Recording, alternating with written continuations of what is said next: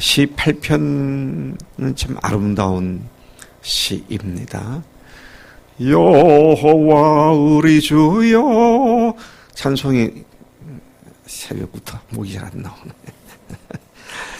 그 찬송을 우리가 부르는 기억을 하는데, 참 온 땅에 어찌 그리 아름다우신지요. 하나님께 대한 시편 기자의 애틋한 사랑, 그러나 만물 속에 분명히 보여지는 하나님, 그리고 거기에 비추어 나 자신이 얼마나 형편없는 존재인데 그런 나를 사랑하십니까? 그런 나를 돌보십니까? 그런 고백을 하는 참 아름다운 찬송입니다. 이 시에서 우리가 생각하게 되는 것은 두 가지 질문과 관계된 시다, 그렇게 생각할 수 있어요. 하나는 하나님은 누구신가? 그리고 인간은 누구냐? 하나님이 어떤 분이시고 그분 앞에 인간은 어떤 존재냐? 이런 두 가지 질문과 아주 밀접하게 관계된 시다라는 사실을 보게 됩니다. 무엇을 말합니까? 하나님에 대한 바른 지식. 하나님을 바로 알면 누구를 알게 된다? 인간을 알게 되고 나를 알게 되는 것이죠. 내가 뜬금없이 내가 누구냐라면 답이 안 나오는데, 하나님이 누구신가를 알면 하나님과 관계된 나를 알게 되는 그런 우리의 존재인 것을 보게 됩니다. 하나님을 알 수 있는 방법은 여러 가지 통로가 있죠. 그래서 신학자들은 하나님께서 당신을 알려주신 것이 계시다. 그렇고 계시에는 일반 계시와 특별 계시가 있다. 네, 일반 계시가 바로 자연을 통하여 하나님을 보여주시는 그런 자연 계시와 그 다음에 양심을 통하여 하시는 계시. 그리고 특별 계시는 하나님 자신이 말씀하시고 아들을 보내셔서 우리에게 하나님을, 예수님을 통하여 알게 하시는 이것들을 이제 특별 계시다, 그렇게 말하는데, 오늘 시편 기자는 일반 계시의 통로인 자연 현상을 보면서 하나님을 찬양하며 거기에 비춰 얼마나 내가 형편없는 존재인데 나를 이렇게, 그 어마어마한 하나님이 이렇게 나를 사랑하시고 생각해 주시고 돌보십니까? 내가 참 이 하나님의 사랑을 생각하면 어찌할 바를 모르겠습니다. 이런 심정을 담아서 이야기를 하고 있습니다. 자연 계시를 통한 하나님의 자기를 나타내심, 이것에 대하여 바울도 로마서 1장 20절에 창세로부터 그의 보이지 않은 것들, 곧 그의 영원하신 능력과 신성이 그가 만드신 만물에 분명히 보여 알려졌나니 그러므로 그들이 핑계하지 못할지니라. 나는 하나님이 계신지 알지도 못했습니다. 그런 핑계를 못한다는 겁니다. 왜 그렇습니까? 하나님께서 이미 자연을 통해서도 하나님을 알 수 있도록 나타내 주셨다. 제가 어제까지 여름 옷을 입었다가 다시 봄, 가을 옷을 다시 입었어요. 왠 줄 아십니까? 5월 지금 8일인데 작년 같으면 지금 이거 입을 필요가 없어요. 근데 금년에는 추워요, 아침이. 왜 그런 줄 아세요? 이번 달에 윤달이기 때문입니다. 하여튼 계절이 기가 막혀요. 아침 온도가 요즘도 10도를 안 넘어가더라고요. 근데 윤달이 아니면 지금 아침에 그렇지가 않아요. 자, 윤달이 아니면 부활절이 지나면서 웬만한 이제 추위는 가십니다. 그런데도 윤달이니까 이게 이렇구나. 참 계절이라는 게 묘하다. 어김이 없구나. 그런 생각을 하게 되는 것이죠. 1절에 보니까 여호와 우리 주여 주의 이름이 온 땅에 어찌 그리 아름다운지요. 주의 영광이 하늘을 덮었나이다. 오늘 아침에 딱 나오니까 달이 보였어요. 차를 타고 세종시 쪽으로 서쪽으로 딱 돌아서니까 서쪽이 흐려 있더라고요. 백미러 보이는 동쪽 하늘 보니까 시커먼 구름에 붉은 태양이 떠오르면서 빨간색과 회색이 기가 막힌 조화를 이루고 있더라고요. 야, 이게 아침부터 하나님께서 컬러풀하게 이런 모습을 연출하고 장관을 보여주시는구나. 참 놀라운 하나님의 세계가 아닐 수 없습니다. 다윗은 자신이 관찰한 자연 현상 속에서 하나님의 뛰어난 솜씨로 창조하신 하나님의 손길을 발견하고 그분을 찬양하고 있습니다. 우리도 이성으로서는 상상조차 할 수 없는 광활한 우주와 상상조차 할 수 없는 마이크로 세계, 아니 미세한 원자 세계, 이런 그 양극의 세계를 생각해 보면 양극이 어떻게 그렇게 매크로 세계인 우주와 마이크로 세계인 원자 세계가 어떻게 그렇게 동일한 구조처럼 보이는지, 어떻게 그렇게 동일한 그 에너지로 인력권으로 서로 잡아당기면서 균형을 유지하고 있는지 만 생각해도 이상해요. 네. 자연과학을 공학적으로 공부한 다영이가 잘 알겠네. 원자 구조가 어떻게 돼 있어? 핵이 있고 그 다음에 주변으로 양자, 중성자, 전자, 알갱이인지 뭔지 모르지만 돌고 있지. 네. 그 거리, 그 사이가 핵과 그 양자, 중성자 크기에 비해서 서로 그 각각의 거리가 얼마나 멀어? 그건 태양과 지구나 태양과 다 토항성, 명왕성 같이. 그래서 축소판이 원자세계잖아. 이게 참 놀라워요.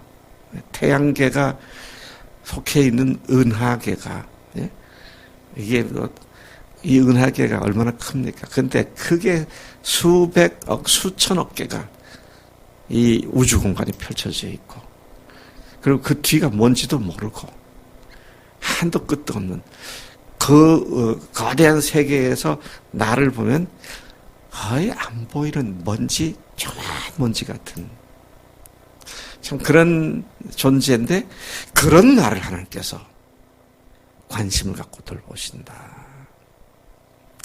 저희 집에 또 창고에 들어온 고양이가 또 새끼를 낳았어요. 근데 이번에 보니까 애미가 거기 푹 앉아 있는데 아무 소리가 안 나서 저게 새끼를 낳으려고 들어왔나? 근데 그제 보니까 새끼들이 커가지고 바깥을 막 두루뭉거리고 있더라. 언제 애들이 컸지? 그래서 제가 걔네들을 꺼내가지고 새 장에 넣었습니다.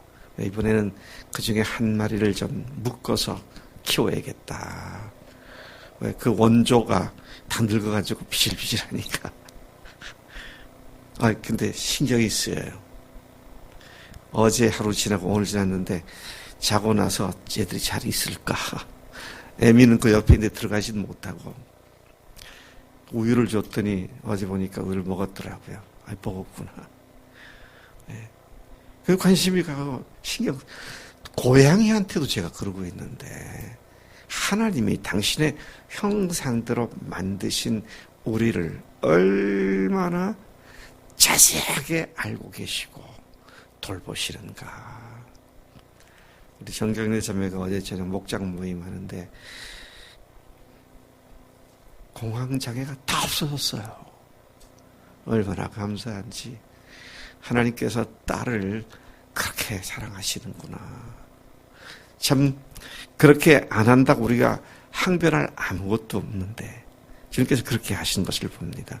2절 주의 대적으로 말미암아 어린아이들과 젖먹이들의 입으로 권능을 세우시며 이는 원수들과 보복자들을 잠잠하게 하심이니이다. 하나님의 일을 아는 심오한 하나님을 아는 일은 심오한 지식이나 과학이나 철학이나 지성 이런 것들이 아니라 어린아이들도 알 수 있다. 자, 그런데요. 예수님께서 성전에서 병자들을 고쳐주셨을 때에 어린아이들이 뭐라고 계십니까? 예수님이 누구신지 알아보고는 다윗의 후손이여 호산나. 어린아이들은 그러니까 대제사장들과 서기관들이 예수님께 항변을 합니다. 아, 여보, 지금 쟤들이 하는 소리 못 듣소? 지금 말리라는 거죠. 그런 말을 못하게 하라고. 분이 나가지고, 화가 나가지고 그렇게 항변을 했습니다. 그때 하나님은 바로, 예수님은 시 8편 2절을 인용하셨습니다. 그러면서 말씀하시는데, 그렇다. 주께서는 어린 아이들과 젖먹이들의 입에서 찬양이 나오게 하셨다 하신 말씀을 너희는 읽어보지 못하였느냐. 예수님이 누구신지를 알아보는 어린아이들. 그러나 그를 전혀 알아보지 못하는 서기관과 바리새인들. 너무 대조가 되는 걸 봅니다. 그러니까 하나님을 아는 일은 학식이나 뭐 IQ가 많거나 가방끈이 길거나 짧거나 아무 상관없어요. 어떤 사람들이 하나님을 알 수 있습니까? 순진하고 소박하고 정말 마음이 깨끗한 사람들이 예수님을, 하나님을 알아볼 수 있다는 것을 보게 됩니다. 구원의 십자가와 부활 복음은 어린이들과 같은 마음을 소유한 사람들에게 전달되고 비추어지죠. 그렇기 때문에 복음이 진리인 것이죠. 왜? 진리는 특별한 IQ 이상을 가진 사람들이 알거나 그러면은 그건 진리가 될 수 없어요. 근데 어린아이들도 또 백치들이나 전응아들도 하나님을 알 수 있게 된다. 제가 그제 송명희 시인이 열린 음악회에 출연했던 그 동영상을 누가 보내줘가지고 한 3분, 4분짜리. 그러니까 제가 송명희 시인이 그런 줄은 알았지만 그렇게가 심한 줄 몰랐어요. 말 한마디를 하는데 얼마나 시간이 많이 걸리는지. 얼굴만 아니라 온몸을 비틀면서 한마디 한마디를 하는데 그 속에 하나님께서 하나님의 방법으로 커뮤니케이션 해주셔가지고 그가 그렇게 아름다운 찬송시를 작시할 수 있었구나. 참 놀랍다. 그가 일상적으로 행하는 걸 보면 사람들이 다 무시할 겁니다. 인간, 3분의 1 인간이나 2분의 1 인간 정도로 취급할지도 모르겠어요. 아니요. 아예 짐승까지 취급할지도 모르겠어요. 그런데 하나님을 알 수 있는 지성을 하나님께서 베풀어 주셔서 말 한마디 하는데도 온몸을 휘둘러야 하고 머리 전체가 막 돌아가더라고요. 그런데 그 입에서 하나님을 찬양하는 아름다운 소리가 시로 나와서 오늘 저와 여러분들이 아름다운 찬송을 부르지 않습니까?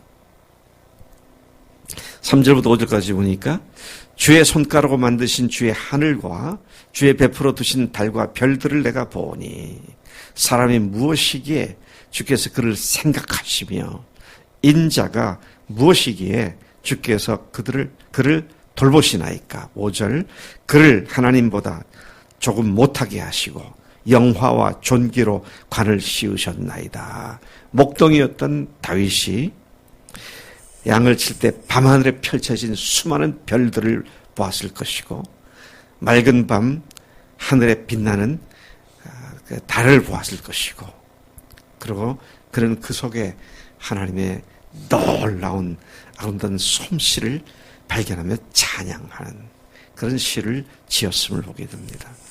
현대인들은 좀 불쌍한 것 같아요. 왜 불쌍하냐? 밤하늘을 보면 별이 안 보여. 왜요? 도시에서 나온 불빛들이 방해해가지고 안 보여요. 그래서 무주 구촌동에 우리 교회가 언제 한번 1박 2일 간 일이 있었는데 거기 가서 골짜기에 들어가니까 와, 반쪽 하늘에 얼마나 많은 별들이 보이는지. 저는 어렸을 때 집 마당에 멍석 펴놓고 밤하늘에 옆에 모닥불 모기불 펴놓고 누워서 하늘 쳐다보면 하늘 빽빽하게 은하수며 별똥별이 떨어지는 거 다 보이고 그러면서 참 신비하더라고요. 그래서 저는 어디 저 중앙아시아나 어디 다른 데 가면 꼭 밤하늘을 쳐다봅니다. 키르키즈 갔을 때 2년 전 갔을 때 그 겨울밤 밤하늘에 얼마나 아름다운 별들이 펼쳐져 있는지. 근데 그게 변함이 없잖아요. 이거를 우주 천문 과학자들이 그걸 보고도 하나님 안 믿는 거 보면 참 양심이 무딘 사람들이다. 과학자들이 안 믿는 건 그 기적이에요. 그리고 그들은 그 놀라운 신비한 세계를 보면서 하는 얘기 뭡니까? 저절로 됐다. 자연이 됐다. 그렇게 많죠. 기가 막힌 이야기인 것을 봅니다. 여러분 여기 보면 우리 인간을 하나님께서 지으실 때 하나님과 조금 못하게 하셨지만 존귀와 영광으로 관을 씌우셨습니다. 하나님이 하나님의 형상대로 우리 인간을 만드셨잖아요. 더 놀라운 건 예수님의 십자가와 부활로 recreate 다시 창조하셨잖아요. 이제는 하나님의 자녀로 만드셨죠. 야, 어떻게 그렇게 우리를 선대하시는지 6절부터 9절까지를 돌아보면 다윗은 하나님께서 만드신 모든 것을 인간으로 다스리게 하신 사실을 찬양합니다. 그 다스림의 권한은 모든 소, 양, 들짐승, 공중의 새, 바다의 물고기, 물에 다니는 모든 것들을 열거하고 있죠. 그는 온 우주 만물 속에 나타나는 하나님 자신의 이름을 발견하고 그분의 아름다운 이름을 찬양한 것으로 그의 시를 마칩니다. 9절 우리 같이 한번 마지막 9절 읽고 마치겠습니다. 시작. 여호와 우리 주여 주의 이름이 온 땅에 어찌 그리 아름다운지요. 아멘, 아멘. 하나님 아버지 감사합니다. 하나님이 만드신 이 놀라운 자연세계 속에 우리를 창조해 주셨고 그 속에서 하나님의 솜씨를 찬양하는 삶을 살게 하시니 감사합니다. 무엇보다도 예수님을 보내주시고 죽게 하시고 부활시키신 뒤에는 이제 우리가 예수님을 통하여 명확하게 하나님을 알게 하시고 하나님의 자녀가 되게 하셔서 단순한 피조물에서 자녀라는 어마어마한 승기된 신분을 주신 것 감사합니다. 하나님의 자녀답게 당당하게 오늘도 세상 속에서 하나님을 선포하며 사는 하루가 되도록 인도하실 줄로 믿습니다. 감사합니다. 예수님의 이름으로 기도를 드리옵나이다. 아멘, 아멘.